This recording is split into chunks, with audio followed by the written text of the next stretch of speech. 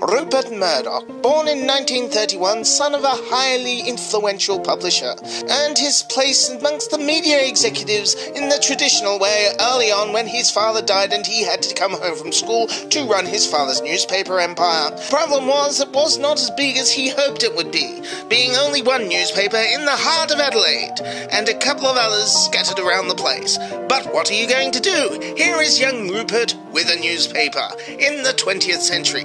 And the thing about newspapers in the 20th century is they were rivers of gold. You see, they did not have an internet back in the 20th century. Instead, they had these things called newspapers, which were kind of like an internet for those who only had paper. Printed on this paper were these important things called advertisements, where somebody paid thousands of dollars to print things on pieces of paper right next to the actual news. But Rupert's great insight was that you could change the actual news and wield immense power.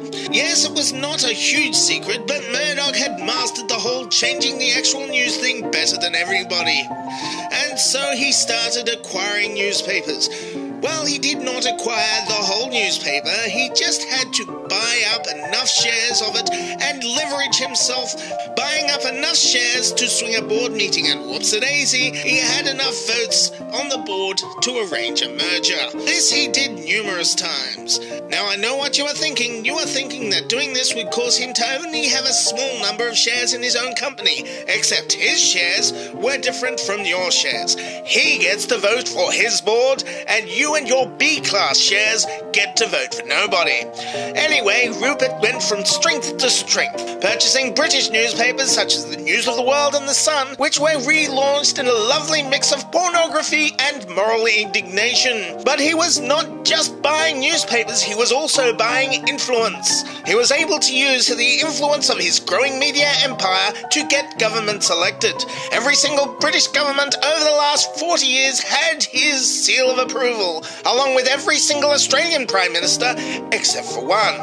Until, that is, he withdrew it. And it was not just Australia and Britain. In the 1980s, he started buying up 20th Century Fox and combined it with the smouldering remains of the festering corpse of the Dumont network into the Fox network and then Fox News. This was his biggest achievement. He brought flashy graphics, miniskirts and glass coffee tables to the world of 24-hour cable news. Yes, there were finally boobs aplenty in this new news network, one that was specifically designed to watch with the sound turned down. They became so influential that they declared George W. Bush as the President of the United States, even though he lost the popular vote and they were still counting votes in Florida for months. After riding this high for a decade, News Corp started suffering problems, particularly in Britain. Sales started to plummet as people stopped buying newspapers, as people found mobile apps to be far greater sources of news and information. And to this, the problem that they started tapping the phones of celebrities, royalties and murdered teenage girls, which led to Murdoch killing off the News of the World, his most popular and profitable British paper, which stayed closed for months before rising from the ashes as the Sun on Sunday. Although it was the same people who made News of the World, but that was not the only problem solved by a little creative throwing people under the bus. They were still exposed from massive losses from the news operations, while their non-news gathering entertainment arm was still raking it in.